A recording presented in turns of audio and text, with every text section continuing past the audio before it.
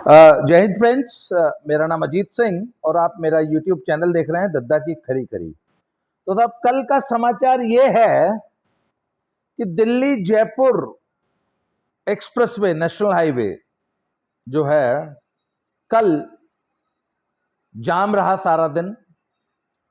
गुड़गांव के किसी एक टोल प्लाजा से आगे इफ्को चौक तक पूरा वहां पे लोग धरना प्रदर्शन कर रहे थे और ये धरना मुझे बताया गया कि पिछले कई महीनों से चल रहा है। मुद्दा क्या है साहब कि आर्मी में अहीर रेजिमेंट बनाओ। अहीर रेजिमेंट। कौन लोग धरना दे रहे हैं? हरियाणा और राजस्थान के अहीर, कुछ दिल्ली के भी हैं। मॉरल सपोर्ट किसका है? उस इलाके के बहुत सारे राजनीतिक दलों का, जिसमें एक दीपेंद्र हुड्डा साहब तो बकायदा कल धरने में शामिल भी हुए थे। उन्होंने भाषण भी दिए। तर्क क्या है साहब? अहीर बहुत बहादुर कौम है, फौजी अहीरों की है। हमने रजांगला में साहब बहुत बहादुरी करी थी, इसलिए अहीर रेजिमेंट बनाओ। यह तर्क है। एक और तर्क है कि जाट रेजिमेंट हो सकती है, राजपूत हो सकती है, सिख हो सकती है, गढ़वाल हो सकती है, नागा हो सकती है, तो अहीर क्यों नहीं हो सकती? ऐसे ऐसे तर्क दिए जा रहे हैं। एक बहुत बड़ा तर्क तो यह है कि साहब हम बहुत बहादुर हैं। अच्छा ये बता दो, चलो भाई इंडियन आर्मी में अहीर बहुत बहादुर हैं, भीरू डरपोक कौन सा है?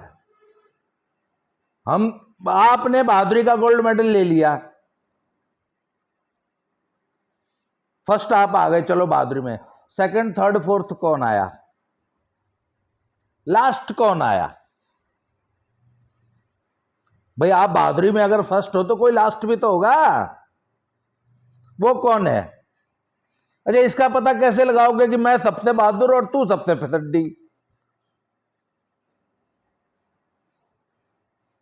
अच्छा सिर्फ अहीर ही बहादुर हैं? कोई तेली भी तो बहादुर होगा।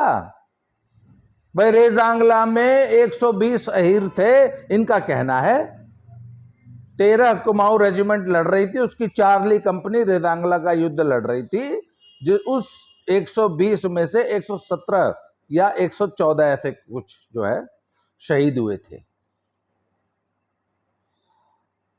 बहुत अच्छी बात है साहब। 13 कुमाऊं की चार्ली कंपनी, सी कंपनी लड़ रही थी। अच्छा ए कंपनी लड़ रही होती तो क्या होता? बहादुर तो खाली तुम हो। ए कंपनी होती तो भाग जाती पूरी। क्यों भैया? ए कंपनी होती तो वो भी शहीद होती। उसके हो सकता है 120 के 120 शहीद हो जाते। बी कंपनी भी ऐसे ही लड़ती। कुमाऊं की जगह गढ़वाल होती, राजरैफ होती, कोई सी होती, नागा होती, गोरखा होती, मद्रास रेजिमेंट होती, बिहार रेजिमेंट होती, सिखलाई होती, महार होती, मद्रास रेजिमेंट होती, कोई सी होती, वो भी इतनी ही बहादुरी से लड़ती।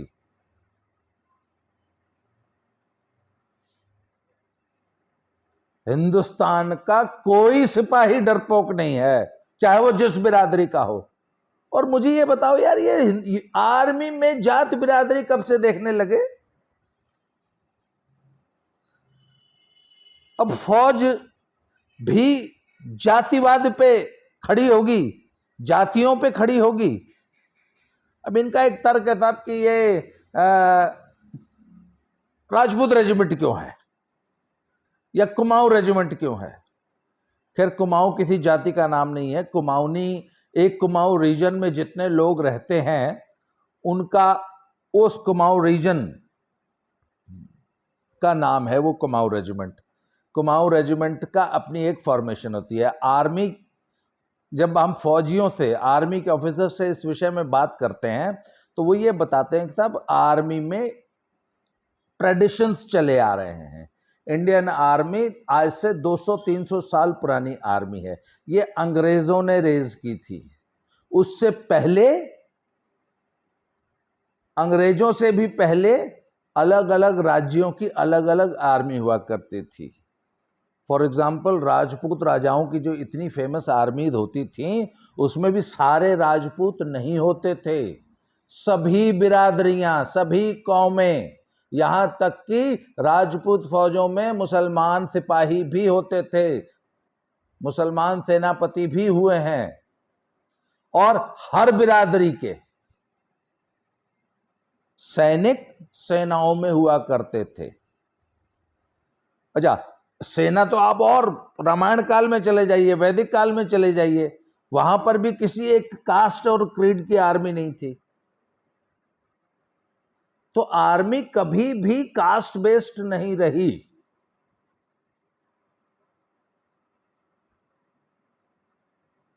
तो अब आखिर ये कास्ट बेस्ड रेजिमेंट बनाने का राजनैतिक दुराग्रह राजनैतिक लोग क्यों कर रहे हैं? अच्छा, आर्मी को कैसे होना चाहिए, क्या होना चाहिए, आर्मी को कैसे गवर्न किया जाएगा, आर्मी कैसे रेज होगी, आर्मी की फॉर्मेशन क्या होगी, इसको ये टुच्चे दो कौड़ी के देशद्रोही नेता तय करेंगे सड़क पे बैठ के? आप बताइए ना। फौज कैसी होनी चाहिए, उसकी क्या फॉर्मेशन होनी चाहिए, फौज के क्या पैरामीटर्स होने चाहिए, इसको कौन तय करेगा? फौज तय करेगी ना, ये नेताजी लोग तय करेंगे? हैं? तो आखिर नेताजी लोग सड़क क्यों जाम कर रहे हैं अहीर रेजिमेंट के लिए? भाई, अहीरों ने जयपुर हाईवे जाम कर दिया, तो भैया अकेला जयपुर हाईवे तो इस देश में रोड नहीं है ना, 1000 रोड है, और अहीरों जैसी 1000 कम्युनिटीज हैं। मीणे कल को जयपुर कोटा नेशनल हाईवे जाम कर देंगे, मीणा रेजिमेंट बनाओ जी, हम किसी से कमजोर नहीं है। गुजर भी कर देंगे, तेली भी कर देंगे, धोबी भी कर देंगे, केवट मल्लाह बिंद भी कर देंगे, हैं, राय साहब लोग भी कर देंगे, पंडित जी लोग कर देंगे। पंडित जी लोग में तो 116 गोत्र हैं। सरयू पारीण रेजिमेंट क्यों ना बनाई जाए? क्यों जी? कान्यकुब्ज रेजिमेंट क्यों ना बने? ठाकुर साहब के भी 100, 150, 200 गोत्र हैं। चौहान अलग बननी चाहिए, परमार अलग बननी चाहिए, तोमर अलग बननी चाहिए। धोबियों की भी एक रेजिमेंट होनी चाहिए साहब। चमार रेजिमेंट तो पहले भी थी, उसको डिसमेंटल कर दिया गया, वापस चमार। मुसहर रेजिमेंट क्यों नहीं बननी चाहिए भैया? अच्छा, सड़क जाम खाली तुमको करना आता है, मुसहरों को नहीं आता? अरे, सड़क जाम करने के लिए क्या चाहिए? 4 ठो ट्रैक्टर लेके एक रोड पे बैठ जाना है, एक मंच लगा लेना है, एक माइक लगा लेना है, रोड जाम। तो यादव जी लोग ही रोड जाम क्यों करेंगे? गुप्ता जी लोग क्यों नहीं कर देंगे? बताओ ना। अच्छा, सिर्फ यादव अहीर रेजिमेंट ही क्यों बननी चाहिए? मुसहर रेजिमेंट क्यों नहीं बननी चाहिए? मुसहर क्लेम करेगा जी हम भी कम बहादुर नहीं, आ जाओ बहादुरी का कंपटीशन करा लो।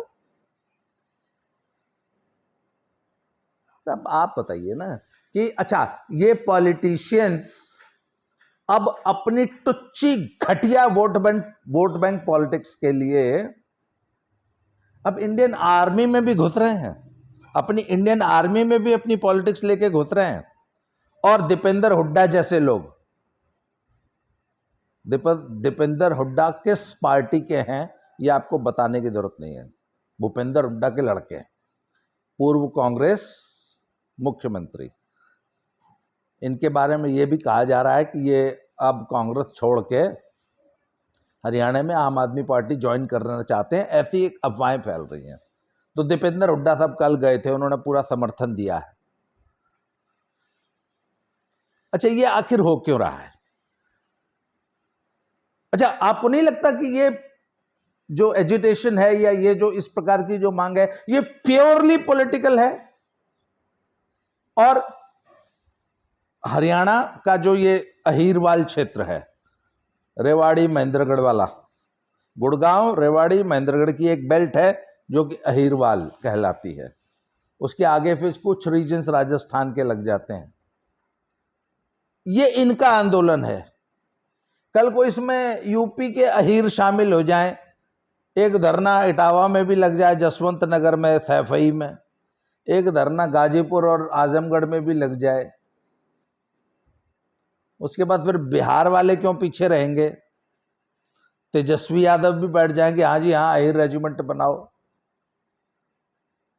अरे साहब, सड़क ही तो जाम करनी है, सड़क जाम करने में क्या मिनट लगता है?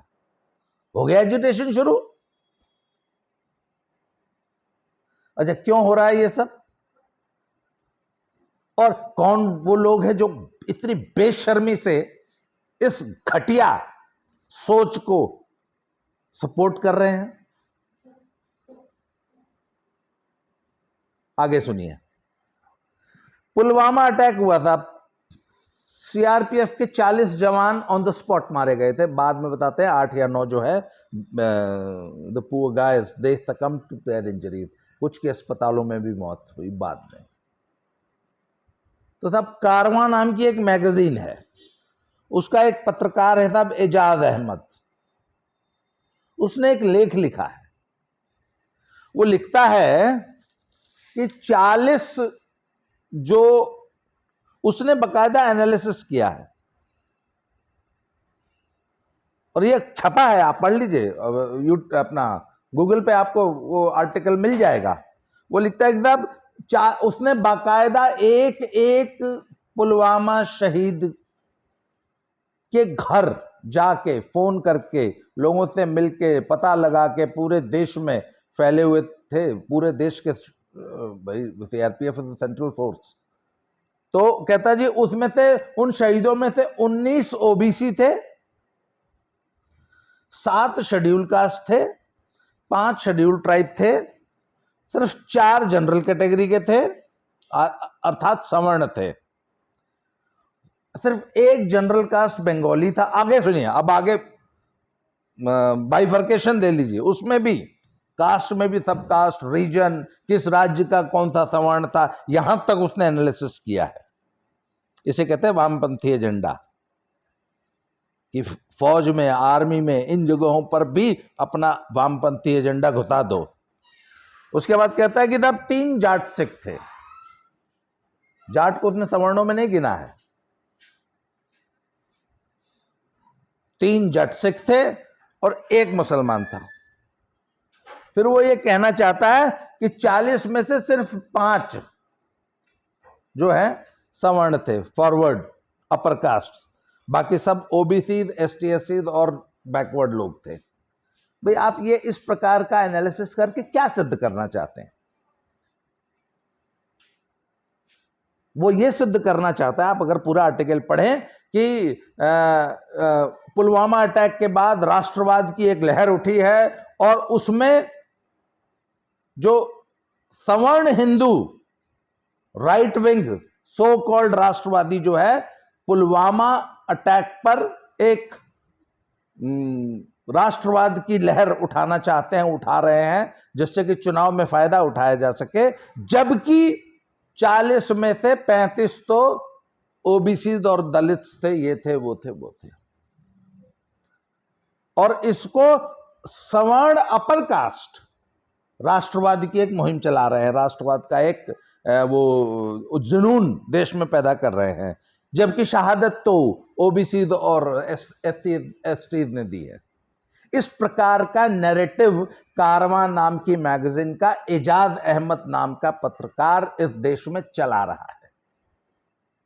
उसी नैरेटिव को अब दीपेंद्र हुड्डा, उनके पिताजी और कुछ अन्य लोग दिल्ली हरियाणा के बॉर्डर पर, ठीक एकदम किसान आंदोलन की तर्ज पे, वो सिंघू बॉर्डर पे बैठे थे, ये गुड़गांव बॉर्डर पे बैठे हैं। एजिटेशन पिछले 1 महीने से चल रहा है, 2 महीने से। और एक पूरी जमात है जो इस एजिटेशन को सपोर्ट कर रही है।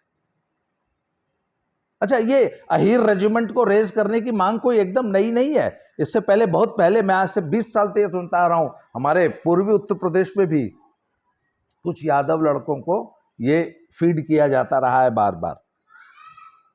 जब मुलायम सिंह रक्षा मंत्री थे ना, तब भी ये मांग उठी थी। मुलायम सिंह पे तो यहां तक आरोप लगे थे कि आर्मी के एक बहुत बड़े जनरल ने, chief of the army staff, क्योंकि वो अहीर था, उसने कई सारे ऑफिसर्स को सुपरसीड करके chief of the army staff बनने की कोशिश की थी और मुलायम सिंह यादव को इसमें इन्वॉल्व करने की कोशिश की थी। और मुलायम सिंह यादव ने वो कोशिश की भी थी, हालांकि वो सफल नहीं हुई, क्योंकि आर्मी जो है इन सब बेहुदी, ये पॉलिटिशियंस की टच्ची एजेंडे को फॉलो नहीं करती है। और मुझे वो भी याद है, बकायदा लोकसभा में इस पर प्रश्न आया था कि रक्षा मंत्री रहते हुए मुलायम सिंह यादव ने 1300 से ज्यादा सॉर्टीज की थी दिल्ली से एयरफोर्स के जहाज में। ये आदमी अपने सैफई और मैनपुरी की तिलक बरच्छा बारात और सोशल फंक्शन अटेंड करने के लिए रक्षा मंत्रित्व काल में 1300 से ज्यादा बार एयरफोर्स के जहाज का इस्तेमाल किया। और ये आदमी अपने चुनाव क्षेत्र में लोगों के घरों में फंक्शन अटेंड करने जाता था। ये पब्लिक डोमेन में है, पढ़ लीजिएगा। तो साहब, ये जो एजेंडा आप लेके आए हैं, और आपको क्या लगता है कि ये सिर्फ आप ही ये एजेंडा ला सकते हैं कल को? अच्छा, वो कहते हैं साहब अहीरों के नाम पे एक रेजिमेंट बना दो, हम बहुत बहादुर थे, हमने रजांगला में बहुत बहादुरी करी साहब। तो साहब, बहादुर तो हर फौजी बहादुर है भाई। और 1000 जातियां, उपजातियां, गोत्र के फौजी हैं, सब ऐसे ही मांग करने लग गए तो है? मैंने कहा ना, वो तेली रेजिमेंट, एक धोबी रेजिमेंट, एक मल्लार रेजिमेंट, एक चमार रेजिमेंट, एक मुसहर रेजिमेंट, भूमियार रेजिमेंट। मतलब शर्म आनी चाहिए जब आप इंडियन आर्मी में भी अपना जातिवादी एजेंडा घुसा रहे हैं। मतलब इससे ज्यादा शर्मनाक बात क्या हो सकती है भाई? एक मिनट, शादी ब्याह में यार ठीक है, शादी ब्याह में आपको जातिवाद करना है, बहुत अच्छी बात है, कीजिए। इसके बाद आप कहां कहां तक अपना जातिवादी एजेंडा घुसाना चाहते हैं? मैं आपको एक छोटा सा एक किस्सा सुना के ये आज का एपिसोड खत्म करूंगा। मैं ना गाजीपुर जिले का रहने वाला हूं। हमारे बगल में, गाजीपुर के बगल में, गाजीपुर में एक ब्लॉक हेडक्वार्टर है, उसका नाम है सादात। सादात में 3 इंटरमीडिएट कॉलेजेस हैं, जो कि अब तो शायद डिग्री कॉलेजेस हो गए तीनों। एक का नाम है बापू, शुरू में उसका नाम था बापू इंटरमीडिएट कॉलेज, एक का नाम था समता इंटरमीडिएट कॉलेज, और एक का नाम था गोविंद इंटरमीडिएट कॉलेज। बापू जो है वो राजपूतों का कॉलेज था, समता जो है अहीरों का कॉलेज था, और गोविंद भूमिहारों का कॉलेज था। और आज से 20 साल पहले की मैं बात बता रहा हूं, जब मैं वहां रहता था, तो वहां पे जातीय विभाजन इतना स्पष्ट था कि आप किसी लड़के से पूछ लीजिए, क्या नाम है बेटा? बोला रमेश यादव। अच्छा अच्छा अच्छा, रमेश यादव नाम है, समता में पढ़ा ला? हाँ जी। का नाम भैया तुम्हार? का नाम है? हमारा नाम रमेश सिंह है। अच्छा, तुम्हारा नाम रमेश सिंह है, बापू में पढ़ा ला? हाँ जी। तुम्हारा नाम का भैया? हमारा नाम रमेश राय है। अच्छा, रमेश राय तुम्हारा नाम है, गोविंद में पढ़ते हो? हाँ जी। मतलब जिस जात का लड़का अपनी जात के कॉलेज में पढ़ता है, तो उसमें साहब एक हरिजन भी था। तो आर का नाम है भैया रमेश राम। अब बताइए रमेश राम कहां पढ़ेंगे? ठाकुरों ने अपना कॉलेज खोल लिया, अहीरों ने अपना खोल लिया, भूमिहारों ने अपना खोल लिया। तो रमेश राम जी कहाँ पढ़ेंगे, रमेश धोबी कहाँ पढ़ेंगे, रमेश बिंद कहाँ पढ़ेंगे? आप बताइए ना भाई, आपको अपने जाति का कॉलेज की बड़ी सख्त जरूरत महसूस होती है, उनको क्यों नहीं होती? कल को उनको भी होनी चाहिए कि नहीं होनी चाहिए? एक और बड़ा मजेदार किस्सा बताता हूं।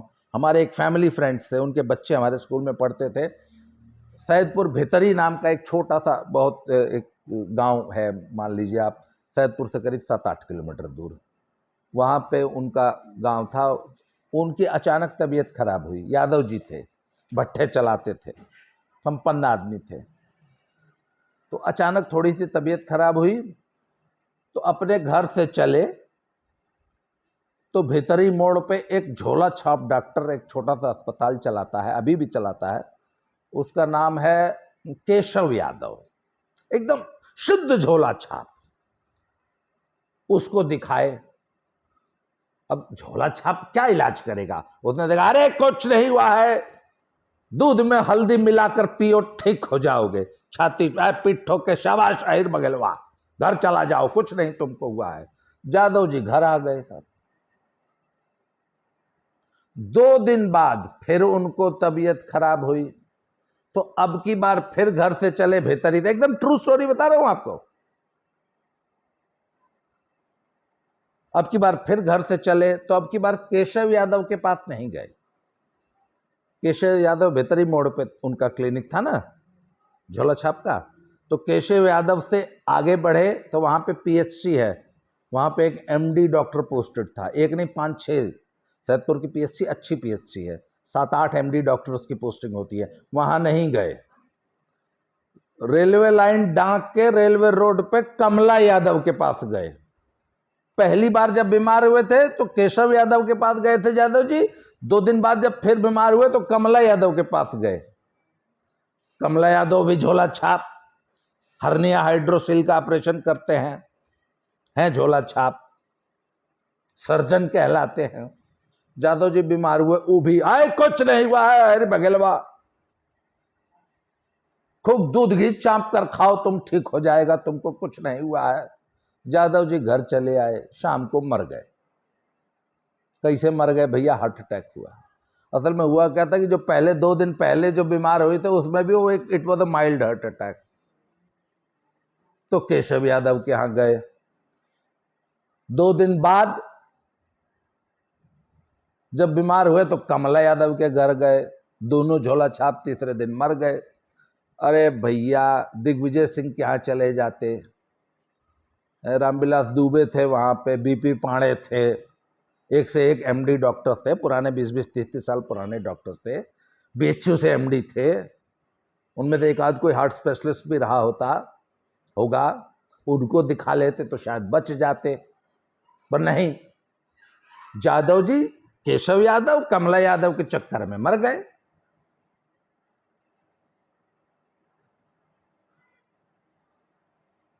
आप गांव में चले जाइए, आप पूछ लीजिए कौन व्यक्ति बीमार हुआ है, उसका सरनेम पूछ लीजिए, किस डॉक्टर के पास गया होगा। मैं यहां बैठा बैठा बता दूंगा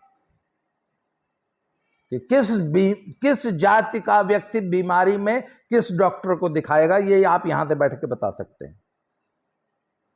वो अगर हार्ट की बीमारी है तो हार्ट स्पेशलिस्ट के पास नहीं जाएगा, वो अपनी जाति वाले डॉक्टर के पास जाएगा। अब जाना चाहिए तो स्पेशलिस्ट के पास ना, जो उस बीमारी का स्पेशलिस्ट हो। बोला नहीं, जाति वाले के पास जाएंगे। तो साहब इस हद तक जातिवाद समाज में घुसा हुआ है। भगवान का शुक्र है कि अब तक आर्मी इस जातिवाद से बची हुई थी। इस बार चुनाव में बहुत एक स्लोगन चलता था कि अब नेता खोज रहे हो, एमएलए खोज रहे हो, सीएम खोज रहे हो, दामाद नहीं खोज रहे हो कि अपनी जाति में खोजना जरूरी है। तो फिर वही बात है, आर्मी खोज रहे हो, जरूरी नहीं है कि तुम्हारी जाति की हो। देश की आर्मी बहादुर होनी चाहिए, वेल ट्रेन्ड होनी चाहिए, वेल इक्विप्ड होनी चाहिए, चाहे किसी जाति की हो। मैं आज YouTube पे एक वीडियो देख रहा था, उसके नीचे करीब 800 कमेंट्स थे। 800 में से 700 यादव जी लोग थे और सरेआम इस अहीर एजिटेशन, और सब ज्यादातर इधर के थे, पूर्वांचल वाले थे, एजिटेशन कर रहे हैं अहीरवाल वाले, हरियाणा वाले और राजस्थान वाले यादव जी लोग, पर गाजीपुर जिले के और आजमगढ़ के यादव जी लोग गुड़गांव में हो रहे अहीर एजिटेशन का पूरा 100% सपोर्ट कर रहा है। यहां अहीर रेजिमेंट बननी चाहिए, बननी चाहिए, बननी चाहिए। हमारा था पूरा विरोध है कि नहीं बननी चाहिए। आप इंडियन आर्मी को, अंग्रेजों ने क्या किया उसको छोड़ दीजिए, वो तो मार्शल और नॉन मार्शल कौमों का वर्गीकरण करते थे, उनके अपने एजेंडा थे, पर हमें उनके एजेंडा में नहीं फंसना है। आर्मी कहती है कि साहब, आर्मी ट्रेडिशनल एक वो है, फोर्स है, वो ट्रेडिशंस को लेके चलती है, बहुत सारी 300 साल पुरानी ट्रेडिशंस हैं, हम सबको रातों रात नहीं बदलते। हालांकि आर्मी के जनरल से बताते हैं कि बहुत सारे प्रयोग हम करते हैं, बहुत सारे चेंजेस हम आर्मी में लेके भी आए हैं, अगर इसकी जरूरत होगी तो आर्मी कर लेगी, पर politicians should not dictate the army. आज के लिए साहब इस विषय पे इतना ही, बहुत बहुत धन्यवाद। अगले टॉपिक पे फिर किसी ऐसे ही ज्वलंत मुद्दे पे फिर से बात करते हैं। आज के लिए इतना ही, थैंक यू वेरी मच।